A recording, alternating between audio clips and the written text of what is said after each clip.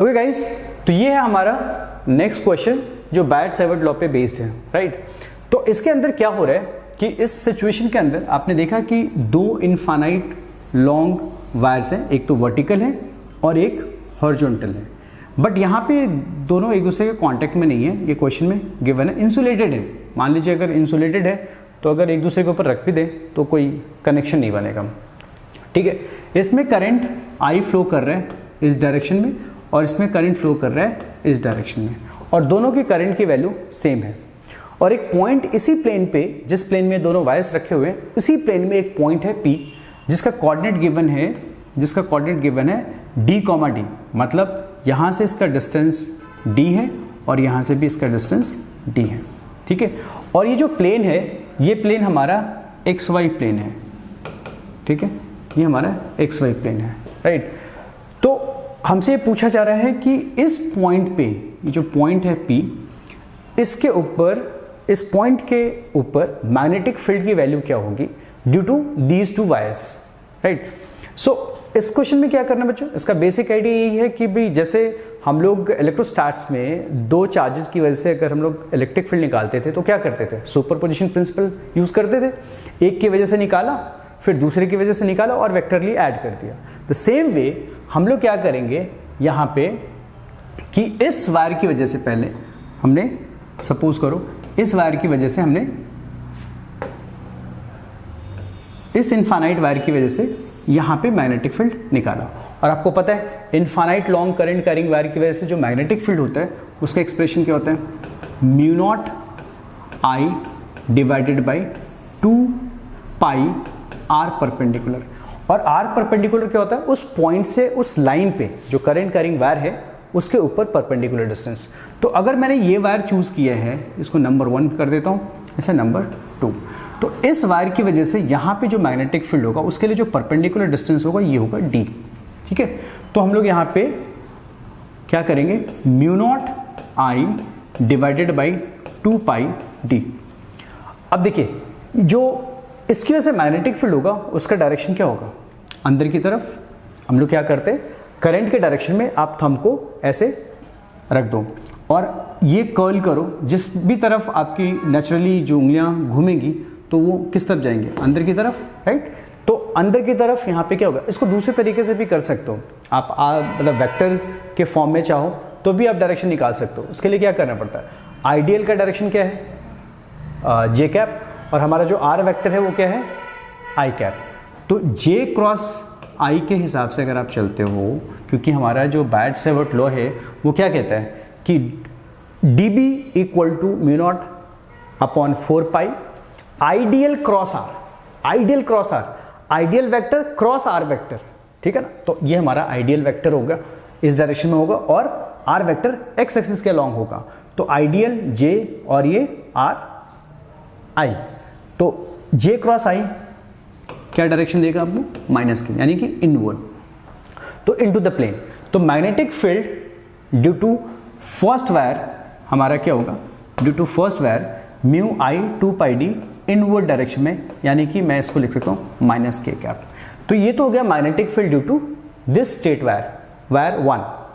अब वायर 2 की वजह से देखेंगे तो क्या होगा, ये वायर 2 हमारा है, इसकी वजह से जो मैग्नेटिक फील्ड होगा वो बाहर की तरफ होगा, नहीं, या तो जैसे ये तो मैंने कर्ल रूल से ऐसे निकाल लिया, आप चाहो तो इसको वेक्टर वे में भी निकाल सकते हो। आइडियल का डायरेक्शन आई कैप, और ये जो जे का डायरेक्शन, सॉरी ये जो हमारा आर वेक्टर का डायरेक्शन है वो जे के अलॉन्ग है, तो आई क्रॉस जे, आई क्रॉस जे क्या डायरेक्शन देता है बच्चों, के कैप, यानी कि ये बाहर की तरफ आएगा। तो magnetic field due to second wire, magnetic field vector due to second wire, ये वेक्टर है तो मैंने ऐसे लिख दिया। B2 को क्या लिखेंगे बच्चों, mu naught I divide by 2 pi D, और डायरेक्शन क्या होगा, के कैप। अब देखिए दो जो हमारा नेट मैग्नेटिक फील्ड होगा इन दोनों का वेक्टर सम होगा, तो मैं इन दोनों को ऐड करता हूँ। अगर मैं इनको ऐड कर दूंगा तो क्या आ जाएगा, नेट। तो बी नेट जो होगा वो क्या होगा, म्यू नॉट आई upon 2 pi D, mu naught आई अपॉन 2 पाई डी, दोनों में कॉमन है तो मैं कॉमन ले लेता हूँ, mu naught I divided by 2 pi D. अब इसमें जो डायरेक्शन है माइनस के कैप है, इसके अंदर जो डायरेक्शन है वो के कैप है। अब माइनस के कैप प्लस के कैप 0, तो अल्टीमेटली हमारा जो मैग्नेटिक फील्ड है, नेट मैग्नेटिक फील्ड, वो क्या आ गया, 0 आ गया। ठीक है, तो ये हमारा इसका आंसर हो गया इस क्वेश्चन का। तो ये काफ़ी आसान सा क्वेश्चन था। ऐसे क्वेश्चन को आप इतना करने की आपको ज़रूरत ही नहीं है। आपको पता है कि कोई भी इनफाइनाइट लॉन्ग वायर हो और अगर डिस्टेंस सेम डिस्टेंस की बात कर रहे हो तो सारे, और करंट भी सेम हो, तो देखिए दो ही फैक्टर होते हैं magnetic field due to infinite में, एक तो परपेंडिकुलर डिस्टेंस और एक होता है करंट। अगर दोनों ही केसेस के लिए दोनों चीज़ें सेम है और डायरेक्शन अपोजिट है तो आंसर 0 होगा, है ना। तो ये काफ़ी आसान क्वेश्चन उन्होंने पूछा हुआ, बट ये क्वेश्चन नीट के अकॉर्डिंग, नीट के हिसाब से बहुत ही अच्छा है। मतलब ये पूरे चांसेस हैं कि ऐसे क्वेश्चन वो पूछ सकते हैं। ठीक है, तो so guys now let's move to next question. देखिए ये हमारा नेक्स्ट क्वेश्चन है, ये भी स्ट्रेट वायर पे है, बट इसमें क्या है, इस क्वेश्चन के अंदर आपने इसे पढ़ लिया होगा। ठीक है, ओके।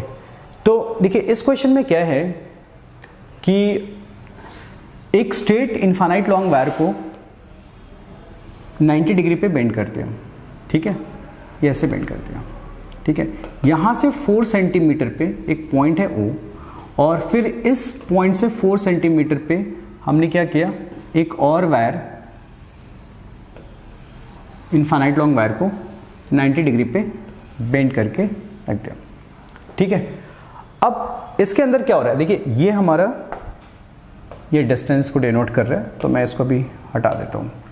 ठीक है, ये है हमारा वो पॉइंट, और ये बिल्कुल एक ही लाइन में है, एक्स एक्सिस के लॉन्ग है।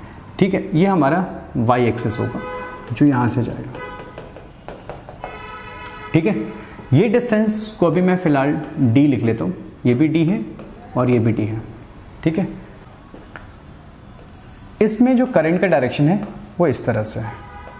ठीक है, अब यहाँ पे मैग्नेटिक फील्ड की वैल्यू दे रखी है 10⁻⁻4 टेस्ला, और हमें दोनों के अंदर ये बोला हुआ है कि करंट आइडेंटिकल है, मतलब करंट की वैल्यू सेम है। अब मैग्नेटिक फील्ड का मैग्नीट्यूड O पॉइंट पे गिवन है, D की वैल्यू 4 सेंटीमीटर गिवन है, हमें करंट की वैल्यू निकालनी है। ठीक है, तो क्या करेंगे, तो देखिए सबसे पहले तो ये जो वायर है ना, ये पीस ऑफ वायर है, इसकी वजह से मैग्नेटिक फील्ड यहाँ पे 0 होगा। ठीक है, क्यों, क्योंकि कभी भी जब भी कोई करंट कैरिंग वायर स्ट्रेट हो और उसके ऊपर किसी पॉइंट पे या उसके एक्सटेंडेड लाइन पे किसी भी पॉइंट पे मैग्नेटिक फील्ड 0 होता है। ठीक है, तो इस वजह से, इस वायर की वजह से यहाँ पे 0 हो गया, कोई कॉन्ट्रीब्यूशन नहीं है, तो मैं इसको क्रॉस कर देता हूँ। फिर इस वायर की वजह से भी क्या होगा, इसको भी एक्सटेंड करूँगा तो यहाँ से जाएगा, तो इसने भी कोई कंट्रीब्यूट नहीं करना है मैग्नेटिक फील्ड में, तो बच गए ये दो, एक ये और एक ये। देखिए ये इस पॉइंट के लिए सेमी इनफाइनाइट वायर बन गया। कैसे, जिस भी पॉइंट पे आपको मैग्नेटिक फील्ड निकालना है, अगर आप वहाँ से परपेंडिकुलर ड्रॉ करते हैं और किसी एक एंड पे, मतलब एक वायर के एक एंड पे जाके फॉल करता है और दूसरा इनफाइनाइट है, तो इसका मतलब ये सेमी इनफाइनाइट है। तो ये सेमी इनफाइनाइट है और करंट का डायरेक्शन देखिए ऊपर की तरफ है, तो इसकी वजह से मैग्नेटिक फील्ड अंदर की तरफ होगा। तो सेमी इनफाइनाइट और मैग्नेटिक फील्ड अंदर की तरफ। ठीक है, तो मैं इसको मैं 1 मार्क कर देता हूँ। तो इसकी वजह से क्या हो गया, सेमी इनफाइनाइट की वजह से क्या होता है बच्चों, expression μ0I divide by 4 pi perpendicular distance. तो परपेंडिकुलर डिस्टेंस यहाँ पे हमारा क्या है, d है।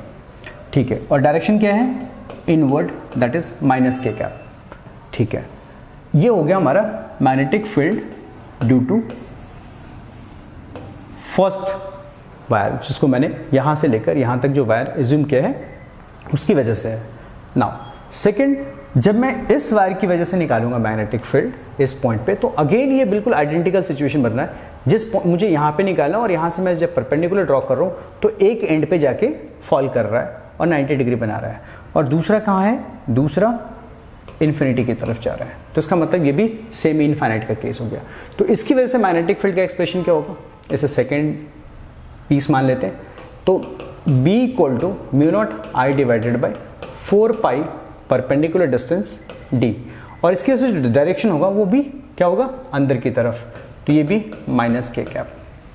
ठीक है, अब नेट मैग्नेटिक फील्ड क्या होगा बच्चों, दोनों को ऐड कर देंगे तो दोनों की वैल्यू देखो, दोनों की वैल्यू मैग्नीट्यूड सेम है और दोनों का डायरेक्शन भी सेम है, तो ऐड होकर क्या हो जाएगा, ट्वाइस हो जाएगा। तो नेट मैग्नेटिक फील्ड यहाँ पे आ जाएगा mu naught I divided by 2 pi D and direction होगा इनवर्ड, अंदर की तरफ। अब यहाँ पे मैग्नेटिक फील्ड की वैल्यू दे रखी है 10⁻⁻⁴ टेस्ला, और म्यू नॉट अपॉन 2 पाई की वैल्यू क्या होगी बच्चों, 10⁻⁻⁷ म्यू नॉट अपॉन 4 पाई की होती है, बट यहाँ पे हमारा क्या है 2 टाइम्स हो जाएगा, है ना, क्योंकि आप अगर 2 मल्टीप्लाई करते हो, 2 डिवाइड करते हो, तो ये 2 2 जा 4, ये म्यू नॉट अपॉन 4 पाई की वैल्यू 10⁻⁷ होती है।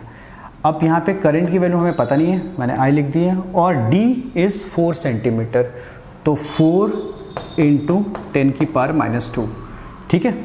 तो ये क्या हो गया बच्चों, 4 इंटू ये क्रॉस मल्टीप्लाई कर देता हूँ, 4 × 10⁻⁶ equal to 2 times 10⁻⁷ times I, ठीक है।